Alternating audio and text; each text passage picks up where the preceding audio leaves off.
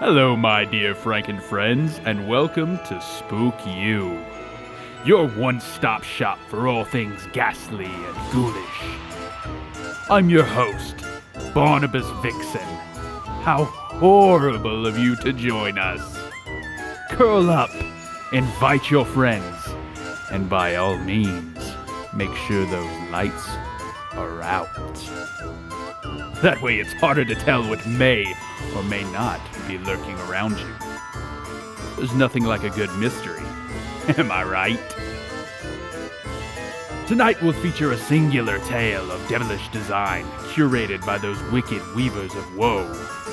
And without further ado, allow me to pass the reins on over to our vivacious voiceover virtuoso, Trey Falco, for tonight's sinister story. Please keep all limbs and side covers at all times. We wouldn't want anything to go missing now, would we?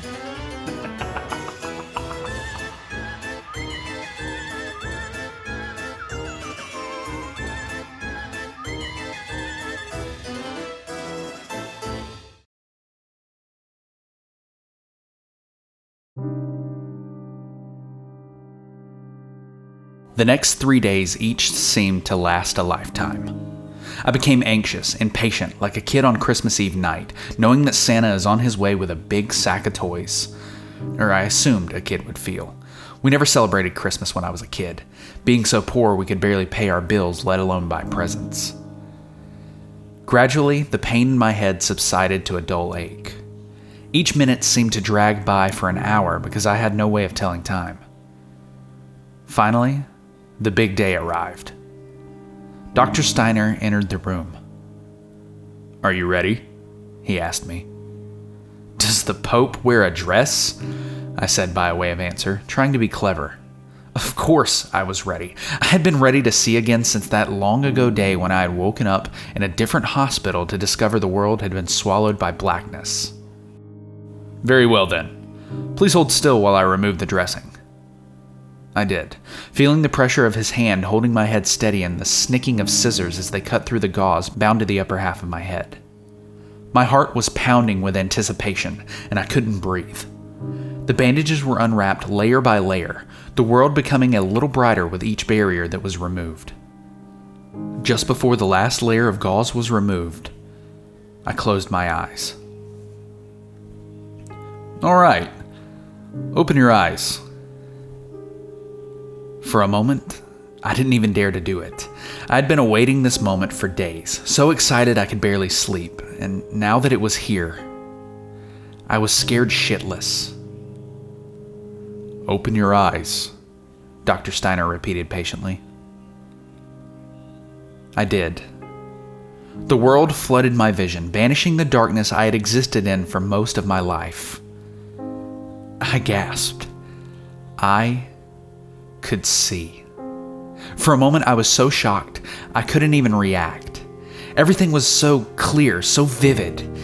It was as if I had just been born and was seeing the world for the first time through the eyes of an infant. The hospital room was overwhelmingly white and bright. Dr. Steiner stood before me, a distinguished-looking man in his mid-60s, older than I had originally thought, with rather shaggy salt and pepper hair and a full, well-manicured beard. He had a kind face and intelligent, thoughtful eyes. I looked at him as if I were seeing the face of God. "Well?" he asked me expectantly. I can see," I told him in a hushed tone of awe. He smiled, beaming with satisfaction and pride. "Congratulations." I want to go outside. I want to see the world." "Very well, but you'll have to go in a wheelchair," he said, and summoned a nurse to bring one and help move me into it. I was still kind of weak from the surgery. He wheeled me out of the room and down the corridor. I took in everything we passed on the way, amazed at even the simplest detail. The polished tile floor, the lime green walls, the fluorescent light fixtures burning overhead. Everything seemed to gleam, seemed to have an almost three-dimensional sheen to it. He took me through a set of double doors and into the lobby of the main hospital, We approached the main entrance and I could see sunlight flooding in through the windows. Sunlight. The first sunlight I had seen after 20 long years of endless night. He pushed a button to open the handicap-accessible automatic door and wheeled me outside. I sat there, looking around, my heart soaring with childish wonder and joy. A placid medical school campus lay before me, white, modern buildings dotting a rich green landscape. The sky overhead was a bright pale blue spotted with clouds. Everything seemed much bigger than it actually was. Everything seemed huge. Everything was clearly defined. The straight lines and angles of the buildings, the leaves of the maple trees, the texture of the bark. Medical students and staff walked here and there. My brain absorbed the colors of the clothes they were wearing, colors I had almost forgotten even existed. For a moment, I felt as if my brain was going to freeze up with sensory overload. It was all so overwhelming. Also incredibly beautiful. I realized I was weeping.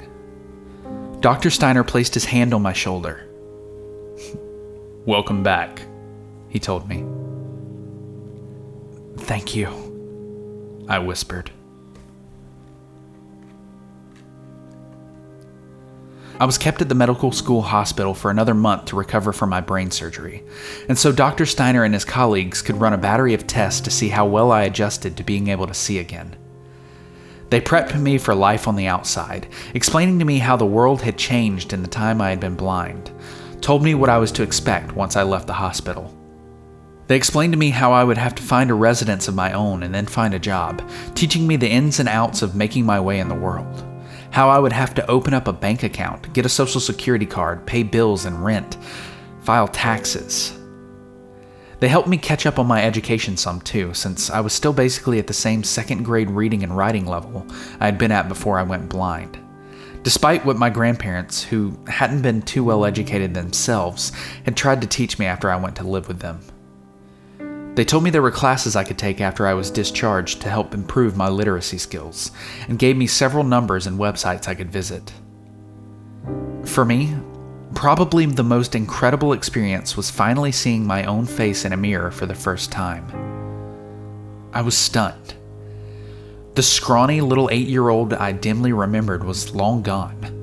The face of a 28-year-old man looked back at me.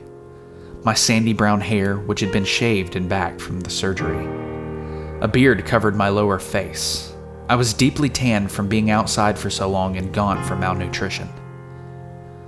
I sat there for several minutes in mute shock, peering into my own pale blue eyes reflected back at me in the mirror Dr. Steiner held for me. I looked at Dr. Steiner. "Can I get a shave and a haircut?" "I think that can be arranged," he replied. Afterwards, I took my first real shower, not including the one I had been given before surgery, in ages, reveling blissfully in the feeling of the warm spray of water. I felt like I was in heaven. Occasionally, I had pounding headaches and bolts of sharp pain would pierce my eyes. Dr. Steiner explained that this was perfectly normal and that it was my eyes still adjusting to being able to see again. He gave me painkillers for these episodes when they became too unbearable. I felt it was a small price to pay for the gift I had been given, the gift so many of us take for granted. I watched a lot of TV and movies on the TV in my room, and was given a laptop so I could search the internet, which had just been starting to take off when I went blind, catching up with all the current pop culture trends and celebrities who had risen, and subsequently fallen in some cases, since I had been 8. I also caught up on all the current technological advances I had missed out on, such as YouTube, smartphones, and Facebook. Everything seemed to be happening too fast. It seemed unreal. I wondered if all of this might just be a dream and any second I would wake up cold and hungry, lost once again in the blackness of my own private hell. It all seemed too good to be true. And I would soon find out it was.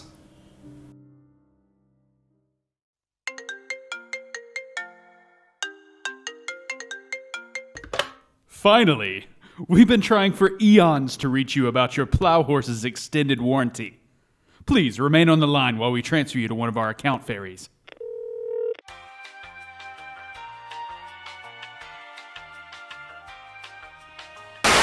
While I'm sure you'd love to get back to that living nightmare, I've got something far more exciting.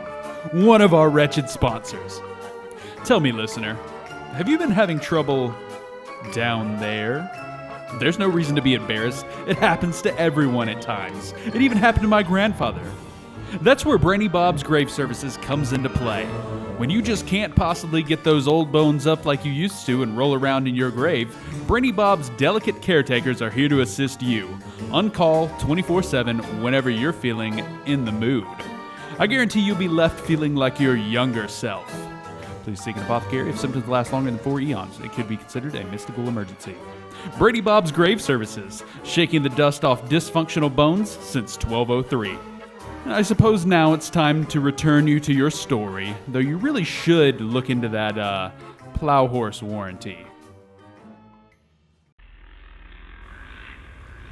One afternoon, not long before I was discharged, I was out on the campus just sitting on a bench, enjoying the spring sunshine, still enthralled with my newly returned vision. A pretty blonde female med student in her early 20s was jogging down a path in front of me. Something else I had recently discovered was women. I had long since hit puberty, but being blind, I hadn't truly been able to appreciate the female form and all its wonders until just lately. I was incredibly horny all the time, especially after being exposed, in more ways than one, to the likes of Salma Hayek, Halle Berry, and Angelina Jolie in some of the movies I had seen on TV.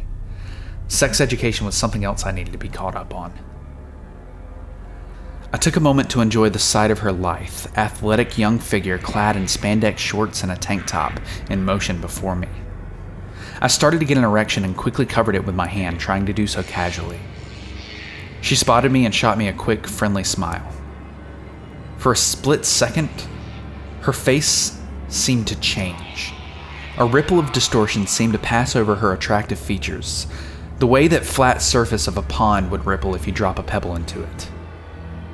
I thought I glimpsed something else, something beneath her face.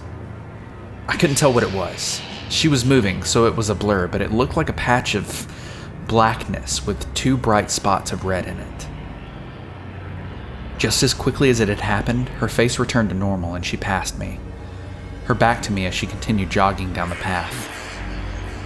I was shocked, puzzled, and pretty damn frightened by what had just happened. I told Dr. Steiner about it when I went back inside, but he just reassured me that it was quite common for people who were recovering from brain surgery to experience visual and auditory hallucinations early on, especially when the part of the brain in question was the part that controlled sight. It could also be a side effect of the pain medication I had been taking. He told me it was nothing to worry about and that it should pass in time.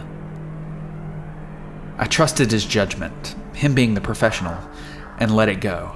And for a while, I believed he was right. I didn't experience anything else like that during the rest of my stay at the campus hospital. The horror started 6 months later.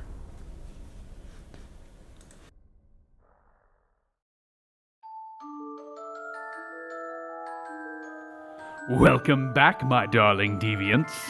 Well, tell me, did you enjoy that twisted tale? Of course you did. I knew you had that air about you, that hunger for the horrific and the macabre. So, did we spook you? If not, then file a complaint with our complaint department detailing all accounts of non-spookiness you found in this video, and we'll get back to you in 2 to 3 millennia. Give or take a business eon or 2. However, if you've enjoyed what you've just heard this evening, then make sure you leave a like on this video and annihilate that subscribe button. Such a small act of obedience is exactly what we need to put the food on the table around here. There's only so many days we can have refried kidney and toe jam hash before I'm absolutely sick of it. Spoiler alert, that ship sailed long ago. Now, I must bid you adieu. I've many things to take care of, and this outro is eating into my day off. Run along now. Have no fear, we'll be here every Tuesday and Thursday to bring you another terrible tale. Go forth, my ghastly gang, and stay spooky.